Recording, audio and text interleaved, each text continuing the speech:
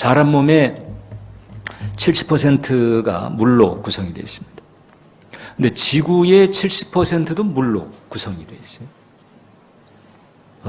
그래서 이 사람 몸에 수분이 빠져나갔을 때에 가지게 되는 어려움이 이 지구상에도 똑같은 퍼센테이지로 비슷하게 일어난다는 거죠. 그러니까 우리 몸속에 물이 5%만 빠져나가도 혼수 상태에 들어간다는 거죠. 10% 빠져나가면은 생명의 위협이 있다. 이렇게 보거든요. 그 비슷하게 이 지구라고 하는 이 행성도 가뭄이 들어서 수분이 말라져 버리게 되면 그러면 그 지역은 생태계 자체가 극심한 혼란과 어려움을 겪는다는 거죠. 이거 엄연한 과학입니다. 물은 그만큼 중요하다는 거죠. 우리 삶에. 아프리카는 평균 이제 1,000명에서 1,500명이 한 개의 펌프에 의존해서 사는 동네입니다. 그러니까 금수강산에 살고 있는 게 이게 또 얼마나 감사한 일인지 몰라요. 아프리카는 그래서 물 얻는 데에 노동력이 집중합니다.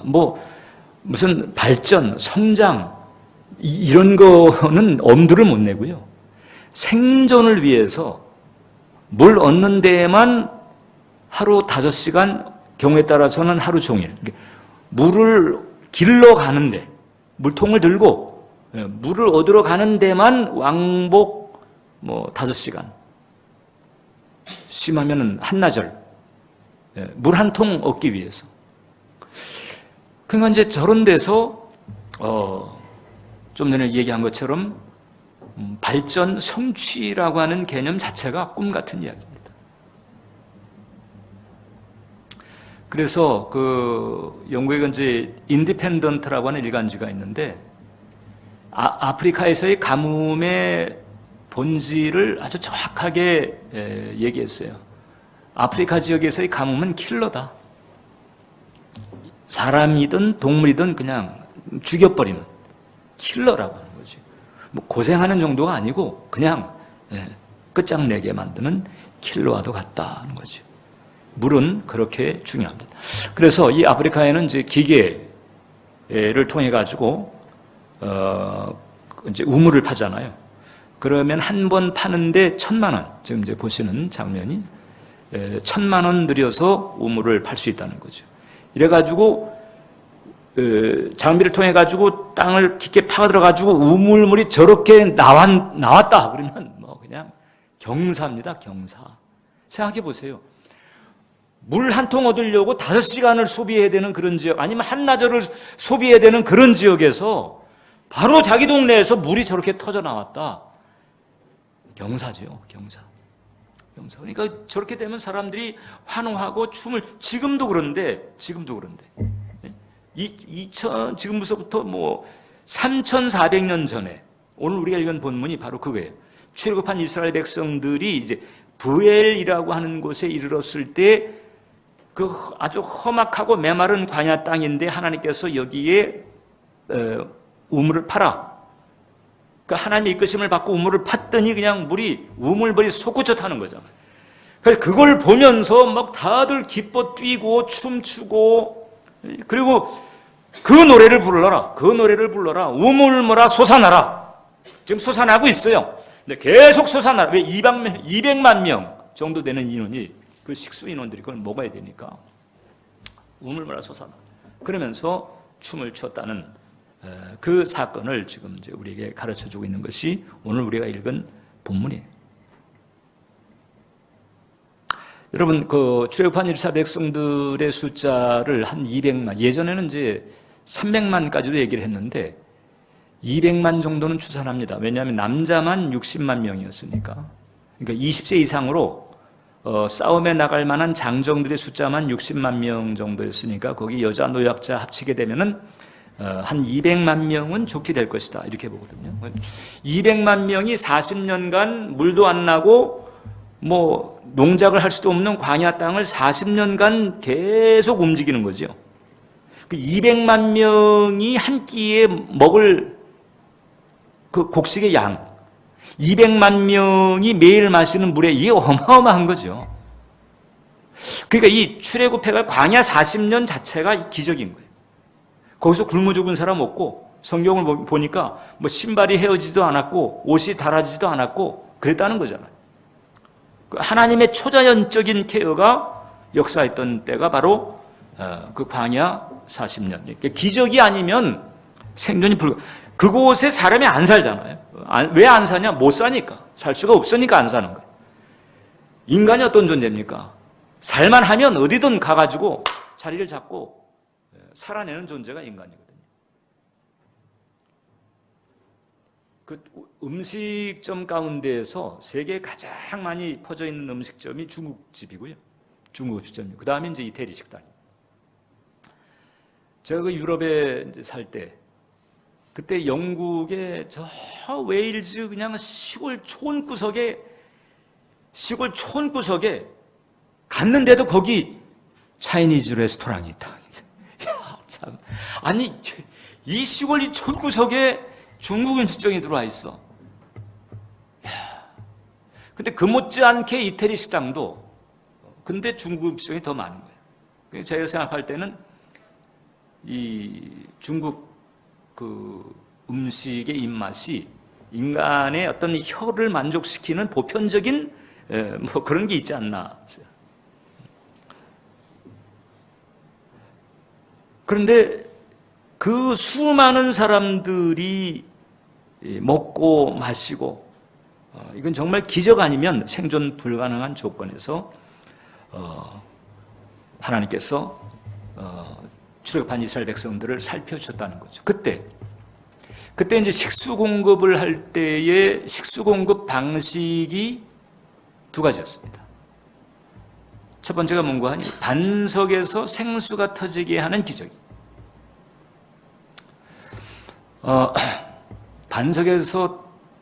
반석표 생수라고 하니까 지금 이제 우리나라에 시판되는 생수 가운데서 가장 좋다고 알려진 생수가 삼다수입니다. 삼다수. 제가 뭐 무슨 얘기 하는지 아시겠죠? 예, 뭐 전 돈 한 푼 안 받아요. 예, 왜냐하면 저희 제주도의 그 화산지대에서 그 필터링이 되는, 그래서 미네랄이 풍부한, 그리고 이제 외국 생수로는 이제 제일 인기가 있는 게 에비앙이 이제 인기가 있죠. 에비앙도 알프스산에서 쭉 그 알프스 산맥 자체의 그 필터링을 거쳐가지고 깊은 수온에 이런 것을 끄집어낸 물이거든요. 근데 이스라엘 백성들은 광야에서 반석이 깨지면서 거기에 생수가 터져나왔어요. 이 기적이 신명기 8장 15절을 보면 너를 인도하여 그 광대하고 위험한 광야 곧 불뱀과 전갈이 있고 물이 없는 간조한 땅을 지나게 하셨으며 또 너를 위하여 단단한 반석에서 물을 내셨다. 단단한 반석에서 물을 냈어. 아니 물을 좀 뭐 그냥 흙이 있는 곳에서, 아니면 하다못해 이 광야에 많이 있는 떨기나무 같은 거 있잖아요. 뭐 그 밑에서 뭐 물이 솟아나게 할 수도 있죠, 하나님께서. 그런데 단단한 반석에서 전혀 물이 나올 것 같지 않은 단단한 반석에서 물을 내시는 거예요. 하나님이 실력 행사하시는 거죠. 나는 이렇게까지 할 수 있다. 너희들이 딱 봤을 때 헉하게 만드는 그 절망적인 상황에서조차 생명 있게 할 수 있다. 이거예요, 여러분. 단단한 반석에서 물을 내셨다는 거예요. 두 번째가 이제 오늘 우리가 읽은 이 대목인데, 여기서 부엘에 이르니 부엘은 여호와께서 모세에게 명령하시기를 백성을 모으라 내가 그들에게 물을 주리라 하시던 우물이라. 그때 이스라엘이 노래하여 이르되 우물모라 솟아나라 너희는 그것을 노래하라. 이 우물은 지휘관들이 팠고 백성의 귀인들이 규와 지팡이로 판 것이로다 하였더라. 여기까지. 예.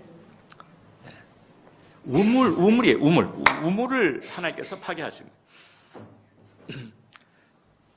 그러니까 지금 이 부엘 자체가 새 우물이라고 하는 뜻을 가지고 있는데 이게 이제 지금으로 보게 되면 이제 요르단 지경입니다. 요르단 지경에 부엘이라고 하는 것에 이르렀을 때 그때 백성들은 전혀 기대하지 않았던 상황이에요. 근데 이제 하나님께서 아마도 모세나 여호수아나 이제 이 리더 그룹을 통해 가지고 자 여기서 땅을 팔아 그랬었던 것 같아요. 그래서 땅을 팠어요. 땅 파는 이유는 뭐 우물을 파는 거지요. 누구나 다 알고 짐작할 수 있는 상황. 그래서 우물을 딱 팠더니 전혀 기대하지 않았던 곳, 즉 반석이라고 하는 곳에서 물이 터지리라고 기대하지 않았는데 그런 일이 생겼잖아요. 근데 지금 이 부엘이라고 하는 이 아주 메마른 그리고 험준한 지형임에도 불구하고 여기서 땅을 파니까 여기서 물이 막 솟구쳐 나오는 거지. 이야, 그래가지고 서로 그냥 노래하고 기뻐하고 춤추고 그때 이 자기네끼리 우리 노래하자. 아마 모세도 그랬을 거예요. 노래하자. 뭘 노래하나? 우물물아 솟아나라. 이 노래를 하잖아. 자, 그럼 어느 때는 반석을 깨서 뭐 강권적으로 주도적으로 물을 공급하신 하나님께서 또 이때는 우물을 또 파는 거잖아요. 우물을 파야 돼. 반석이 깨지는 것은 이스라엘 백성이 한 게 하나도 없어요. 그냥 물 달라고 떼쓰다가 기다리고 있다 보니까 반석이 퍽 깨져가지고 그냥 거기서 생수가 펄펄 그냥 솟아나고. 그거 갖다가 생수 장사했으면 전 세계적으로.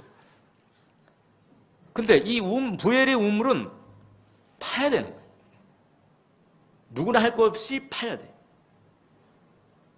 사실 번거로움으로 보게 되면은 우물을 파서 마시는 것이 번거롭죠. 그냥 가만히 있어도 지가 알아서 깨져가지고 콸콸콸 솟아나오는 물만 떠 마시면 되는데 이 부엘에서는 우물을 파 들어가야 했다라고 하는 거죠. 하나님께서 왜 이제는 이렇게 물을 마시게 했을까? 더 이상 주도적이고 그리고 아주 강권적인 이적을 통해서가 아니고 이제 너희가 파라 하는 거죠. 너희가 파라. 이게 이제 부엘 우물의 특징입니다. 이 특징은 우리에게 무엇을 알려줄까? 이게 반석에서 나온 물이 됐든 부엘에서 나온 물이 됐든 일단 광야에서 하나님께서 일단 물을 터지게 해서 생수를 마시게 했는데 그것은 첫 번째 일단 물보다 더 중요한 복이 있음을 알게 하시는 거예요. 사실 부엘이 파들어가긴 했지만은 여기를 파라 했기 때문에 그걸 판 거거든요. 아무데나 팔 수가 없잖아요. 헛수고할 수 있는데 광야가 물이 안 나는 데니까 광야란 말이죠. 물을 얻기가 힘든 데기 때문에 광야고 그래서 메말랐고 그래서 사람들이 안 사는 거예요. 아무데나 팔 수가 없어요. 주님께서 파라고 한 곳이기 때문에 파서 물이 나온 거예요. 그래서 이 반석이 깨졌든 혹은 주님께서 지명해서 팠든 이 광야에서 이 터진 이 물이라고 하는 것은 사실상 그 물보다도 더 중요한 복이 있음을 우리에게 가르쳐 준다는 거죠. 뭘 가르쳐 주느냐? 자, 하나님께서 물도 없는 불뱀이 있고 전갈이 있고 그런 곳에 왜 이스라엘을 그 고생할 곳으로 왜 데리고 오셨느냐? 물 없는 곳으로 일부러 데려가신 거죠. 왜냐하면 구름기둥과 불기둥의 인도를 따라가지고 그대로 가는데 그 가는 데가 광야야. 그 가는 데가 메마르고 불뱀이 있고 전갈이 있고 간조한 그 땅이에요. 하나님의 인도하심이 있죠. 왜 그 길로 인도하셨을까? 왜 그 길로 인도하셨을까? 이 질문은 중요합니다. 이 질문은 중요하다. 왜 중요하냐? 지금 우리들이, 여러분들이 광야에 있을 수 있기 때문에. 나도 사실 개척이라고 하는 광야에 있는 거랑 다를 바 없어요. 중형 목회, 대형 목회 할 때 비한다면 광야죠. 여러분들도 광야에 있을 수 있기 때문에 이 질문 중요합니다. 왜 하나님께서 나를 이 광야 같은 환경에 있게 하실까? 자, 그런데 이제 이런 광야를 한번 생각해요. 광야라고 하는 것은 어떤 것인가 하니 지금 이제 우리가 알고 보니까 지금 겪고 보니까 광야는 물이 아주 없는 곳이 아니에요. 물이 없는 곳이 아니에요. 물이 감춰져 있는 곳이. 물이 없는 곳이 아니고 감추어져 있는 곳이다. 중요한 것은 그 감추어져 있는 곳을 하나님이 아신다는 거죠. 그래서 하나님께서 물이 있는 곳도 아시고 물이 터질 타이밍도 아시고 그 모든 조건을 하나님께서 아십니다. 광야라고 해서 다 목말라 죽어야 되는 그런 곳이 아니에요. 오히려 광야에서 기적을 체험할 수 있고 광야에서 영광을 체험할 수 있고 그런 것. 그런데 중요한 것은 뭐냐? 하나님께서 그 맥을 알고 계시다는 거죠. 어디에 맥이 있는지, 어디를 파야 되는지, 어디를 깨야 되는지, 언제 해야 되는지 하나님께서 다 아신다. 물이 축복인데 광야 같은 데서는 물이 축복이잖아요. 아주 물이 중요한 축복이죠. 근데 물이 중요한 축복이면 틀림이 없지만 그러나 그보다 더 중요한 축복은 하나님과 함께 하는 것이다. 하나님과 함께만 하면. 그러면 어떤 형태의 광야에 떨어진다 할지라도 염려할 게 없어요.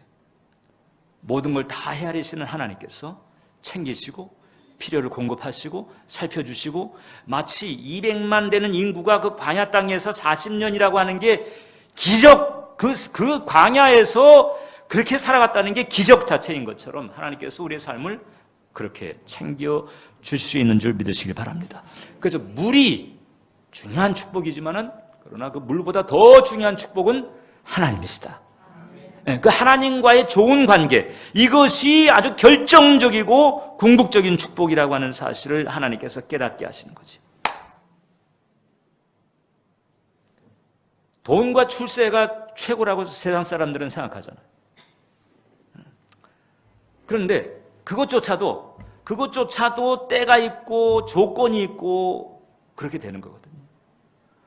설령 그때와 조건을 맞춰가지고 그것을 얻었다 할지라도 이게 굴러왔다가 또 굴러가기도 하고 그 권세자들이 또 쇠고랑 차고 또 들어가기도 하고 우리가 대통령 보세요. 온전한 대통령이 어디 있었어요?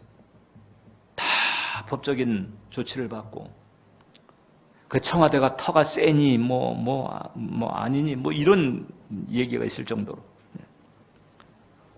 다 대통령이 비극적으로 죽거나 아니면 쇠가라고 차거나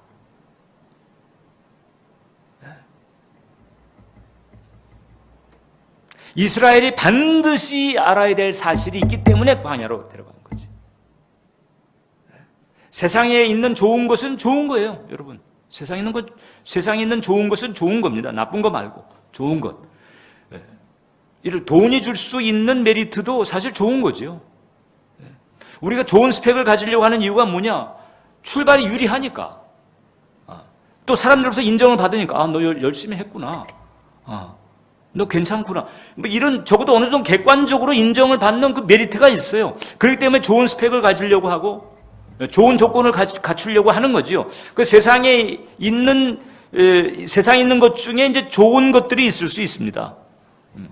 그런데 하나님께서 광야로 우리를 이끄시는 이유는 뭔가 하니? 그런 좋은 것들이 좋은 것이지만은 더 좋은 것이 있는데 바로 뭔가 하니? 그 좋은 것들을 주관하시는 하나님이시다. 그 하나님과의 관계.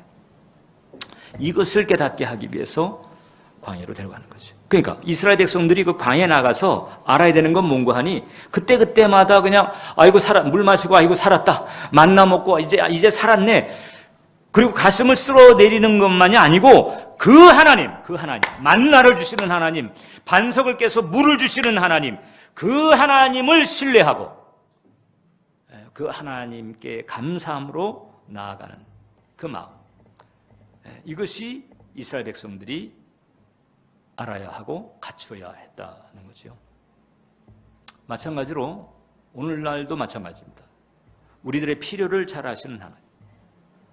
그래서 내가 또 여러분들이 우리가 광야 같은 환경을 지금 통과하고 있다 할지라도 축복의 맥이 어디 있는지 아세요.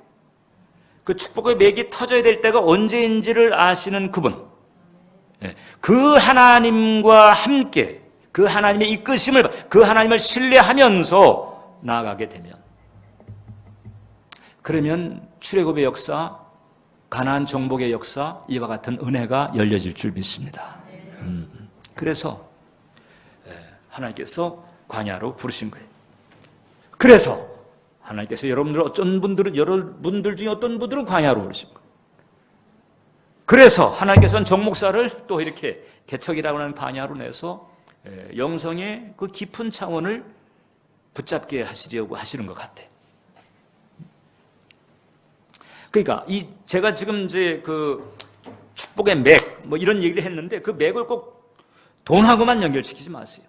소명을 깨닫는 경우도 그렇고, 나에게 태인 나의 길을 가는 거, 또 내 인생의 참된 의미와 보람을 찾는 거, 이런 게 다 아주 중요한 축복의 맥에 속하는 것이다.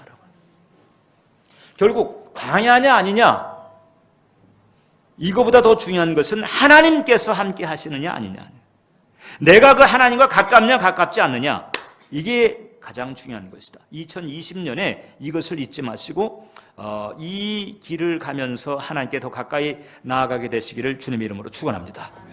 이런 관점으로 여러분들이 환경을 보지 않고 자꾸 어떤 그 상식적인 관점, 세상적인 관점을 가지고 보게 되면 광야는 계속 될 수 있습니다. 환경적인 광야가 뭐 해결된다 할지라도 정서적인 광야가 계속될 수 있다고 하는 거죠. 왜냐하면 결국 우리는 하나님의 은혜, 하나님의 임재, 하나님의 사랑 안에서 비로소 참되게 안식할 수 있고 평안할 수 있고 행복할 수 있기 때문이다. 그렇죠? 그러므로 2020년에 하나님을 따르고 또 하나님의 말씀으로 살아가면서 그 말씀의 내용에 성취되는 그 역사를 보게 되는 그 맥 붙들게 되시기를 주님의 이름으로 축원합니다. 두 번째입니다. 두 번째, 우물을 이제 파라 하신 거죠. 지금 이전에는 반석을 하나님께서 깨버렸어요. 처음에는 반석을 쳤고 그 다음에는 반석을 명해서 물을 내라. 거기에 이제 모세가 그 혈기 때문에 순종하지 못한 이제 그런 해프닝이 있었지만은 어쨌든 반석을 깨서 하나님께서 물을 주셨는데 지금은 이제 우물을 파라는 거죠. 우물을 파라. 근데 지금 시점이 이게 이제 의미심장한데, 지금 시점은 그 이스라엘 백성들이 출애굽해가지고 거의 이제 그 40년, 출애굽 1세들이 다 죽어가리라고 예고되었던 그 40년이 다 거의 끝나가는 그 무렵입니다. 그러니까 어느새 그 불신앙 때문에 하나님께 찍혔던 사람들은 하나둘씩 다 사라져가고, 이제 이 광야 땅에 들어갔을 때 어렵거나 아니면 광야에 들어가서 40년 동안에 출생했던, 그러니까 광야에 들어가가지고 그 첫 해에 낳은 아이가 이미 40세가 된 거예요, 벌써. 그 세대들이 이제 2세대, 다음 세대를 구성하면서 하나님께서는 그 다음 세대들에게는 반석을 깨는 게 아니고 너희가 물을 파라는 거예요. 너희가 파라. 특징이 하나 있습니다. 어떤 차이가 있을까? 출애굽 초기에 비한다면 지금 이 부엘의 때는 신앙이 더 깊어진 거예요. 신앙이 깊어졌어요.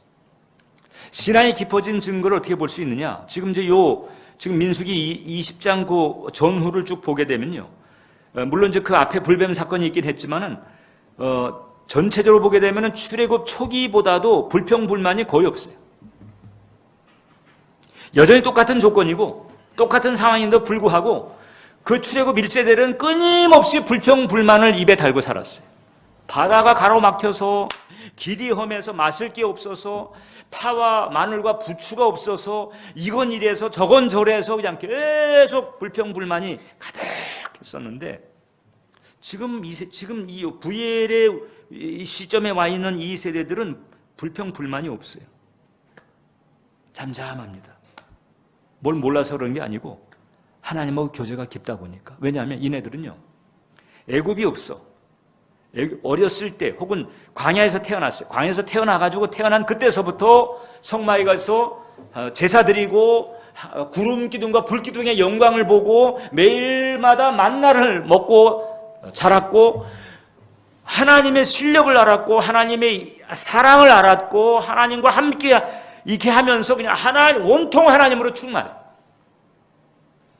거긴 뭐 애굽의 가치관이나 애굽의 신들이 들어올 여지가 없었어. 그냥 그대로 있는 그대로 하나님을 받아들이고 하나님 말씀을 받아들이고 하나님의 영광을 받아들이고 하나님하고 제일 가까웠던 때. 그러니까 인간이 인류 역사 가운데에서 아담 죄짓기 이전 그러니까 아담의 타락 이후로부터 인간 역사 가운데서 하나님하고 가장 사이가 가까웠던 때가 어떤 때냐? 제가 볼 땐 둘입니다. 구약 시대 때는 광야 시절이고 그 다음에 신약 시대는 사도행전. 오순절 성령 강림 첫 강림을 하셨을 때 그때인 것 같아요. 그래서 하나님께서 이 광야 이때를 당신은 신혼 때로 기억하세요. 예레미야서 2장 2절을 보면 가서 예루살렘의 귀에 외칠지니라 여호와께서 이와 같이 말씀하시기를 내가 너를 위하여 내 청년의 때의 인애와 내 신혼 때의 사랑. 여기서 너는 이스라엘을 말하는 거예요. 이스라엘 청년의 이때에 내 신혼 때의 사랑을 기억한다는 거죠. 그 신혼 때가 언제냐? 씨 뿌리지 못하는 땅 그 광야에서 나를 따라다. 그 광야 40년 여기에 이스라엘 백성들은 고개를 절레절레 할 수 있을지 모르지만은 하나님께서는 그때 나는 너희하고 신혼 때와 같았어 이렇게 보는 거지. 그러니까 그 광야 여러분들이 이제 광야에 있다고 여겨지면 여러분들의 생각과는 달리 하나님은 신혼 때로 보실 수도 있다. 하나님 나중에 결국 벗겨놓고 보니까 그때가 신혼 때였구나. 그때보다 순수한 때고 그때만큼 하나님 간절히 의지하고 그때만큼 하나님께 다가가려고 애를 쓰던 때가 없었네. 이런 때로 기억이 되는 거예요. 자, 이 신앙이 깊어진 때, 이 신앙이 깊어진 때에 그때 하나님께서는 이제는 이스라엘 백성들에게 말합니다. 이제 너희는 내가 하는 거 그냥 받아 먹으려고만 하지 말고 이제는 너희가 우물을 팔아. 너희가 우물을 파라는 거야. 너희가 우물을 팔아. 이제 너희도 뭔가 하라는 거지. 너희가 뭔가 해야 될 때가 됐다. 이제는 동역하자는 거야. 함께 일하자는 거야. 함께 이루어 가보자는 거야. 철부지는 부모가 계속 돌봐주지. 철들은 사람은 부모와 함께 뭔가를 합니다. 이런 단계가 돼요. 지금 이런 단계로 초청이 돼. 이런 단계에서 이루어진 일이 여리고가 무너지고 가나안이 정복되고 이런 거거든요. 그런 상태가 되니까. 이런 성숙한 상태가 되니까 이게 이제 광야를 졸업하고 가나안에 들어가서 가나안을 정복하고 가나안을 누리고 이렇게 되는 거죠. 돌봄을 받을 때와 쓰임을 받을 때가 달라요. 이제까지는 돌봄을 받았던 때였는데 이제부터 너희는 쓰임을 받는 수준에 들어가는 거예요. 내가 물을 낸 것처럼 이제 너희도 물을 내라. 대신 물 있는 곳에 내가 가르쳐 줄게. 이게 성숙인 거지. 성숙인 거지. 뭐 애들도 마찬가지. 영유아 때에는 그냥 애들이 다 이거 해줘 저거 해줘 뭐 입혀줘 다 하잖아. 근데 성장하면 다르잖아. 성장했는데도 그러고 있다. 그러면 어떻게 해야 돼요? 걔는 이게 걱정거리가 되잖아요.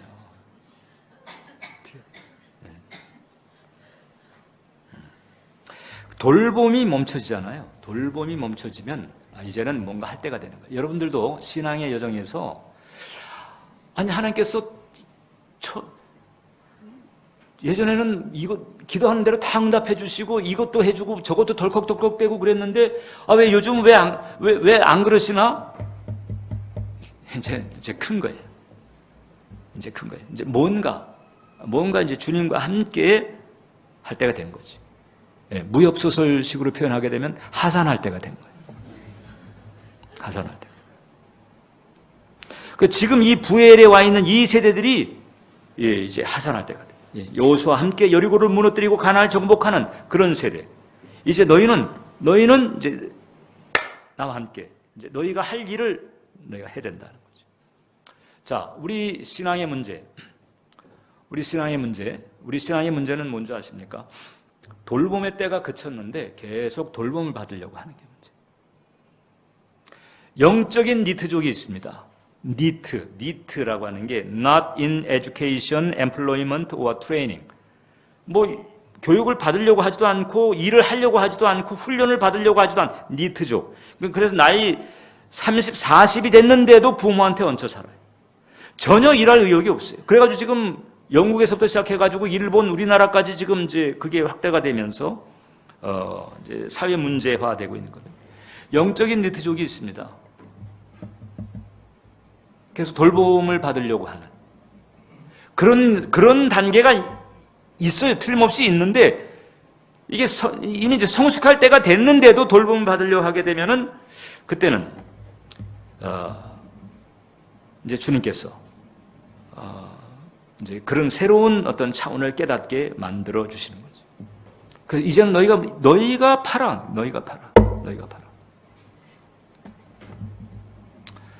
여러분, 우리가 안 판다고 버텨도 사실 주님은 우리를 기본적으로는 살펴주십니다. 마치 말 않는 자식이라도 부모가 마음에 안 들지만은 살펴주는 것처럼 그렇게 돌봐주시죠. 그러나 부모와의 사이에 기쁨은 없는 거예요. 평안은 없는 거예요. 우리가 신앙의 길을 가면서 우리 영혼에 탈수 현상이 있을 때가 있습니다. 물이 없어요. 이게 이제 파서 마셔야 되는데 팔 생각을 안 하니까 그러니까 물을 못 마시고 그러니까 탈수 현상이 있어요. 우리 몸에 물이 부족하면 우리 몸도 신호를 보내잖아요. 우리 영혼도 마찬가지. 우리 영혼에도 탈수 상태가 있게 되면 은혜의 탈수, 이런 그 탈수 상태가 있게 되면 그 탈수 현상이 있어요. 그게 어떻게 나타나는 거 하니? 과도한 염려, 소심함, 과민함, 분노, 증오감, 죄책감, 짜증, 신경증, 이런 것들이 바로 영혼의 탈수 현상이에요. 중생한 지 오래됐는데 그런데 지금 이런 영혼의 탈수 현상이 내게 나타나 있다. 안 파고 있기 때문에 그렇지. 파야 되는데 안 파고 있는 거지.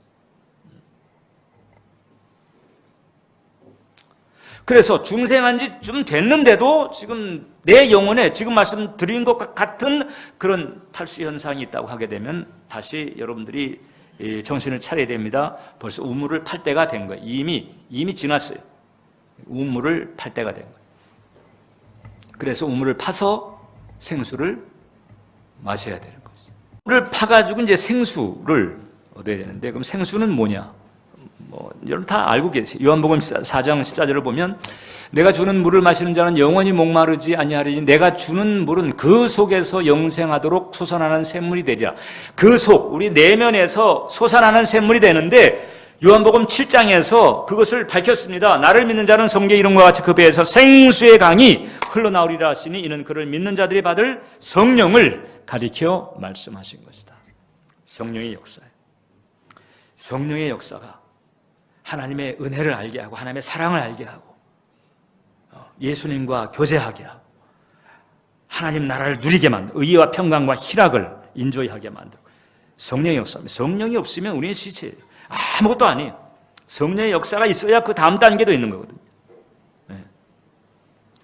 이 성령의 역사라고 하는 생수, 이게 생수입니다. 이 성령의 역사가 없으면 생수를 마시지 못한 영혼과 같아요. 그래서 영혼의 탈수 현상이 일어납니다. 탈수가 되다 보면 탈진이 돼버리고요. 거기서도 물 안 파면, 우물을 안 파면 그러면 이제 그냥 망하는 겁니다.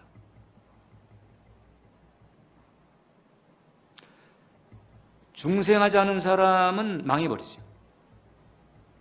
중생한 사람은 어떻게 해서든 하나님께서 우물을 파게 만들어요. 그래서 우물을 판다라고 하는 게 이게 수고가 필요한 거잖아요. 아까 말씀드린 것처럼 아프리카에서는 물 한 통 얻으려고 5시간을 왔다 갔다. 제가 왕복 5시간이라고 그랬는데 편도 5시간도 있어요. 아침에 가가지고 점심때 물 길어가지고 저녁 때 돌아와서 그런 수고를 합니다. 그런 수고를. 저는 그런 수고를 해서라도 정말 성령의 역사 내가 품을 수만 있다면 전 5시간이 아니라 50시간이나 걸어갈 수 있어요. 파야 되는 거죠. 일상의 예배 가지고 그 탈수 현상이 해결이 안 되면 개인 기도도 해야 되고 기도에도 나와야 되고 작정 기도도 해야 되고 필요하다면 금식 기도 뭐 철야 기도 아무튼 파야 되는 거죠. 묵상과 통독 이것도 파는 거죠. 말씀과 기도로 파고 들어가는 거죠. 안 그러면 해결의 길이 없습니다. 해결의 길이 없어요. 그냥 광야에서 계속 그냥 물도 못 마시고 광야에서 그냥 탈진 상태로 휘청거릴 뿐이거든요.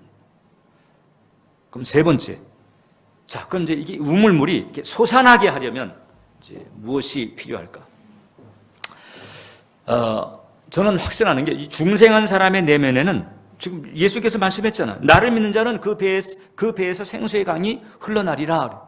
나를 믿는 자, 예수를 믿는 자, 예수 그리스도를 구주로 영접하고 하나님의 자녀가 된 사람, 확실하게 중생의 체험을 한 사람의 그 사람의 내면 가운데에 어마어마한 맥이 흐른다. 거룩하고 복된 그 영적인 수맥이 흐르는 줄 믿으시길 바랍니다. 그걸 바로 예수님은 생수의 강이라고, 생수의 강. 그 수맥이 흐르는 거죠. 나의 내면에, 우리의 내면에 그 수맥이 있어요. 그 수맥을 이렇게 열어서 거기서 물이 터져 나오게 하려면 도리가 없습니다. 이제는 우리는 땅을 파고 흙을 파내야 돼. 흙을 파내야 돼. 왜냐하면 그 흙이 수맥을 덮고 있잖아요. 그러니까 수맥을 덮고 있는 그 흙을 거두어내서 그 다음에 그 수맥이 열려지게 해야 된다는 거거든요. 흙을 걷어내야 돼. 흙을 걷어. 땅을 판다. 이거 흙을 걷어내는 거잖아. 수맥이 드러나게 하는 거잖아. 그럼 흙이라고 하는 게 뭐냐? 흙이라고. 자, 하나님께서 인간을 만드실 때 흙으로 사람 모양을 빚고 그 다음에 하고 생기를 불어온다. 하나님의 생기는 영입니다. 하나님이 영이시니까 영이신 분의 생기니까 영적인 것일 수밖에 없죠. 원래 흙인데 단순한 흙이었는데 거기 생기가 들어가니까 생명이라고 하는 아주 특별한 존재가 탄생이 된 거예요. 만약에 거기 영이 없었다면 그럼 그냥 흙이죠. 흙이라고 하는 것은 영에 속하지 않은 거예요. 영에 속하지 않은 게 흙입니다. 영에 속하지 않은 것 중에 대표적인 토사물, 그게 바로 죄, 거짓자, 부정적인 정서예요. 이게 바로 이게 수맥을 딱 덮고 있는 거죠. 이것을 거둬내야 돼. 죄, 거짓자, 부정적인 정서 이런 것들이 수맥을 딱 덮어가지고 그래서 인생의 맥을 못 잡게 만들고 있어요. 나의 데스티니라고 하는 그 맥을 못 찾게 만들고 있고 참된 의미나 보람이라고 하는 것을 누리지 못하게 만들고 있고. 사랑하는 교우 여러분, 그런 토사물을 거둬내야 된다. 죄, 거짓자, 부정적인 정서 이걸 딱 걷어내면 그 다음에 그 맥을 찾을 수가 있어요. 제가 이제 이 회복 사역을 하면서 이렇게 쭉 지금도 저는 이제 내적 치유도 하고 상담, 심리 상담의 내적 치유의 영성 지도까지 지금 주의 종들만 해도 지금 웨이팅 리스트가 있습니다. 지금. 한꺼번에 많이 할 수가 없으니까 또 목회 사역도 해야 되고 집회 사역도 해야 되고 쭉 있어서 그러면 이제 나이 드신 분도 있고 그다음에 청년도 있고 쭉 이렇게 보게 되면 그 죄 혹은 거짓자 부정적인 정서라고 하는 것이 이제 사람마다 정도가 다르지만은 다 이 모양 저 모양으로 그런 덮고 있어가지고 그래서 계속 헤매고 있는 거예요. 그냥 평범하게 그냥 세상의 규격범처럼 그 근근히 이렇게 살아가고 있습니다. 뭘 해야 되는지 잘 몰라요. 내 데스티니가 뭔지 잘 몰라요. 근데 원래 그렇지 않거든요. 만세 전부터 하나님은 나만이 할 수 있는 무언가를 내게 심어주셨단 말이에요. 여러분들 각자에게 그런 게 다 있단 말이에요. 1997년에 굿윌 헌팅이라고 하는 영화가 이제 미국에서 이제 개봉이 됐습니다. 상당히 좋은 영화입니다. 저 보신 분 한번 손 들어보세요. 예, 저 영화 못 보신 분은 저 봐야 돼요. 윌 헌팅이라고 하는 맷 데이먼이 이제 윌 헌팅 청소부인데, 이 20살의 MIT 공대 청소부예요. 그런데 수학 천재입니다. 이 수리력이 상당히 뛰어나요. 그런데 그만 어렸을 때 양부의 학대라고 하는 트라우마 때문에, 그게 이제 부정적인 정서의 아주 심한 경우잖아요. 트라우마. 뭐 성적 학대를 받았다든지 폭력 학대를 받았다든지 아무튼 성장 과정에서 그런 트라우마 때문에 수학적 천재성을 가지고 있지만 공부도 제대로 하지 않고 그냥 청소부로 일하고 있는 건데, 그 MIT 공대 청소하다가 이제 그 수학 교수가 낸 문제를 이렇게 풀어내는 거죠. 그러니까 이제 그걸 교수가 알게 됐어요. 이거 누가 풀었어? 알고 보니까 청소부가 푸는 거예요. 알고 보니까 수리력이 천재예요. 그래가지고 이거 어떻게 해야 되나 이러면서 이제 그 맷 데이먼이죠. 그 윌 헌팅을 치료하기 위해서 지금 이제 로빈 윌리엄스라고 하는 저 배우가 이제 이 심리 상담 심리학 교수인데, 심리학 교수하고 이제 만나게 돼가지고 결국은 그 로빈 윌리엄스 쇼온이라고 하는 저 심리학 교수 때문에 이 맷 데이먼의 트라우마가 치유가 되고 자기 인생을 찾아가는 이제 그런 영화예요. 근데 이게 지금 맷 데이먼의 이 데뷔작이라고 그러는데, 이 영화 시나리오 자체가 맷 데이먼 작품이에요. 그래서 맷 데이먼이 이거 가지고도 상을 받았고, 각본상을 받았고, 맷 데이먼 자체가 하버드대 출신, 그러니까 영문과인데 중퇴를 했지만, 하버드 그 영문과 중퇴생인데, 근데 이제 영화 가운데서 이제 그런 대목이 나옵니다. 그 친구가 이 맷 데이먼한테 이제 그 얘기를 하는데, 너는 복권을 가지고 있으면서도 돈으로 못 바꾸고 있어. 저는 이 굿윌 헌팅이 이제 지금 제가 말씀드리는 맥락은 맷 데이먼이 이 어릴 때의 그 학대로 말미암은 트라우마 때문에 가지고 있는 자기 자신의 그 데스니를 풀어내지 못하고 있는 부분을 지금 말씀드리고 있는데, 저는 또 이 영화 때문에 어떤 은혜를 받았는고 하니, 이제 제가 하고자 하는 일이 로빈 윌리엄스가 하는 그런 일인 거예요. 어떻든 제가 느낀 게 뭔가요? 복권을 가지고 있는데 돈으로 못 바꾸고 있어. 우리가 그 비슷합니다. 다들 지금 보면 복권을 가지고 있는데 돈으로 안 바꾸고 있고 못 바꾸고 있어요. 왜 그러냐? 그게 죄, 거짓자, 부정적인 정서 때문에 혼란이 와가지고 뭘 어떻게 될지 모르고 그냥 그렁저렁 부평초처럼 살아가는, 우리에게 이런 흑덩이들이 있다는 거지. 이런 흑덩이들. 저도 개척하고 지금 이제 3년차 지내오면서 제 안에 있는 흑덩이들 뽑아내는데 시간이 적지 않거든요. 이런 흑덩이들이 있습니다. 이런 것들을 다 파낼 때 그때 거기서 맥이 열려진다. 할렐루야. 맥이 열려진다. 아니 목사님, 저는 그간 파고 또 파고 계속 팠는데, 근데 뭐 맥은커녕 맥만 못 치르고 있습니다. 근데 이유가 이제 두 가지 이유가 있을 수 있어요. 엉뚱한 곳을 팠어요. 진단이 잘 안 돼가지고 죄, 거짓자, 부정적인 정서 이런 부분들이 있어서 맥을 잡지 못하고 잘 파내 엉뚱한 데를 팠어요. 그 다음에 알았는데도 제대로 파지 않았어요. 알고 있는데도 제대로 안 파는 거예요. 왜냐하면 파는 게 싫어. 번거롭고 이게 부담되고, 그래서 제대로 안 파다 보니까 계속해서 중생도 했고 신앙의 기간도 짧지 않은데 근데 여전히 탈전 상태에 있어요. 안 변하고 있어요. 엉뚱한 것을 팠거나 제대로 파지 않았기 때문에. 지금 부엘의 우물은 언제 팠는고 하니 하나님께서 여기 파! 그런 역사가 있었던 거예요. 그래가지고 그걸 파니까 우물물이 막 솟구쳐 나왔고 우물물아 솟아나라 막 이러면서 그냥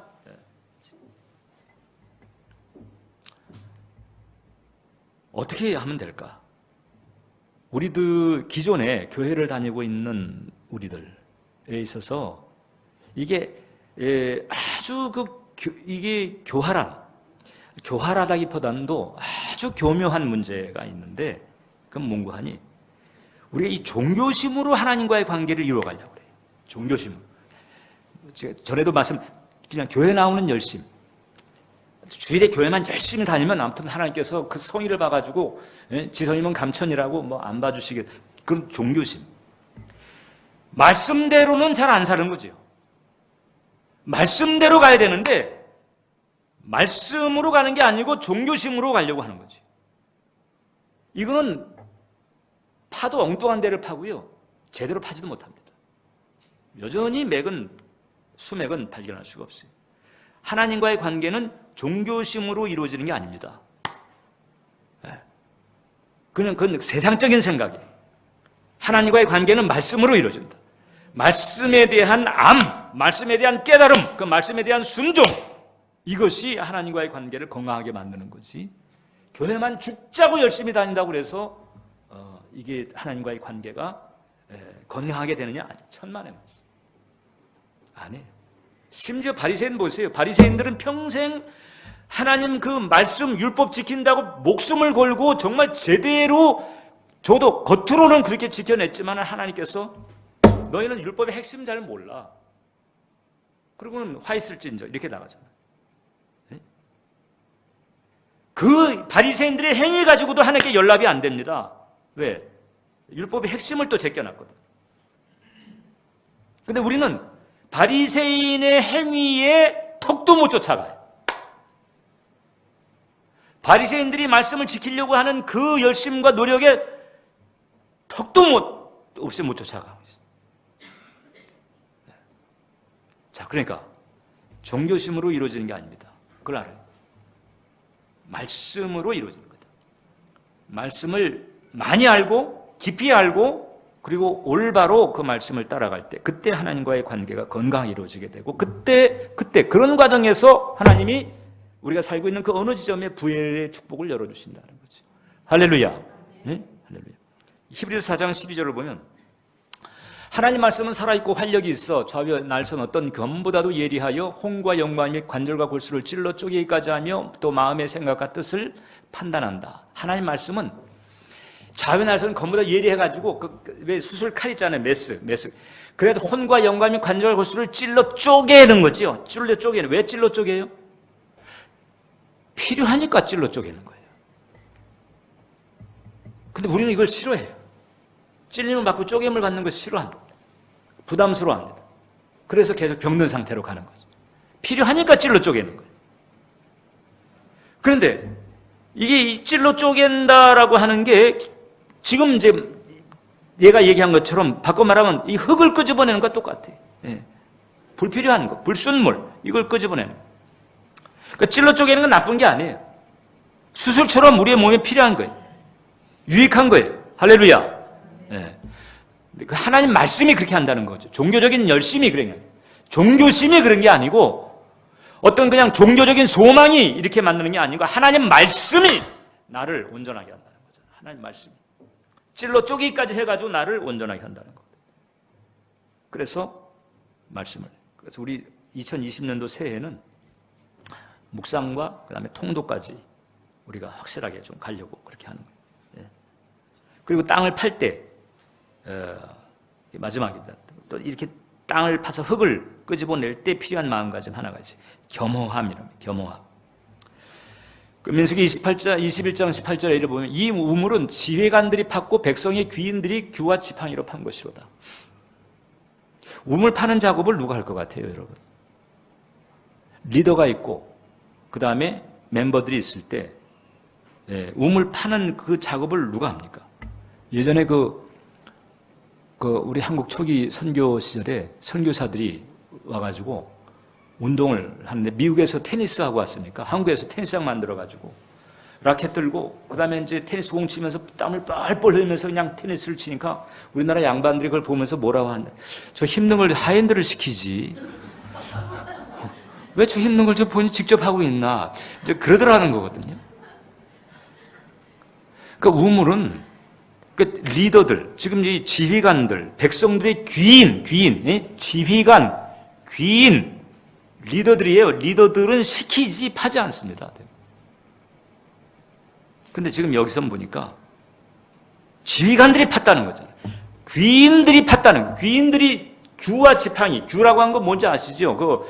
왜 예전에 왕들이 이렇게 딱 그 손에 뭐 이렇게 그걸 홀이라고도 하는데 이걸 딱 붙잡고 이제 자기 위험을 과시하는, 쉽게 말하면 군대 지휘관들이 지휘봉 같은 거 있잖아요. 그거예요. 규 지팡이. 그 다 폼자려고 막 쥐고 있는 거거든요. 근데 땅을 파는데 규와 지팡이로 파는 거예요. 삽이나 곡괭이로 해야 되는데 그게 아니고 규와 지팡이로 판 것이로다 하는 거죠. 뭐예요? 내려놓고 앞장서서, 지휘관과 귀인들이 앞장서서, 그리고 내려놓고 겸손하게 파들어가는 거죠. 그러니까 우물이 터지는 거죠.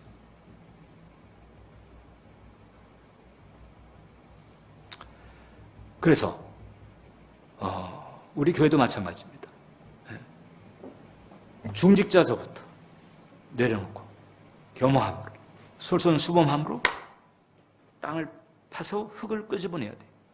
죄, 거짓자, 부정적인 정서, 어떤 영적인 태만, 이런 부분들을 끄집어내서 벗겨버릴 때, 그때 비로소 거기에 맥이, 우리 교회에 태어진 맥, 여러분 각자에게 태어진 맥, 이 수맥들이 퍽 하고 터져서 신령한 우물물이 터지게 될 줄 믿습니다. 2020년에는 그거 바라보고 가자. 할렐루야. 그걸 바라보고 가자. 여러분의 속에 있는 그 맥, 지금 아직 돈으로 바꾸지 못한 그 복권 바꿔보자는 거지. 종교심으로 교회를 다니는 게 아니고, 기복적인 욕망으로 교회를 다니는 게 아니고, 말씀을 통해서 영성의 이치를 분명히 깨닫고 하나님과의 관계를 건강하게 맺으면서 가는 거, 이게 바로 이제 흙을 파내는 거고요. 그럴 때 하나님의 섭리가 우리에게 펼쳐지게 되는 것이죠.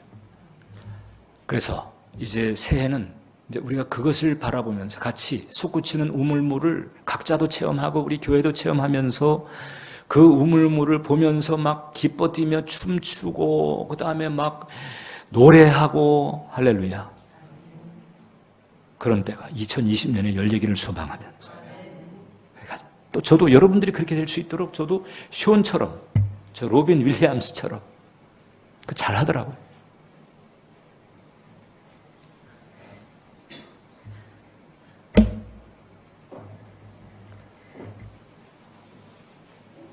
기도하겠습니다. 살아계신 하나님, 우물물이 솟구치기를 원합니다. 솟구치는 우물물을 보면서 하나님께 영광을 드리며 노래하며 춤추며 기뻐하기를 소원합니다.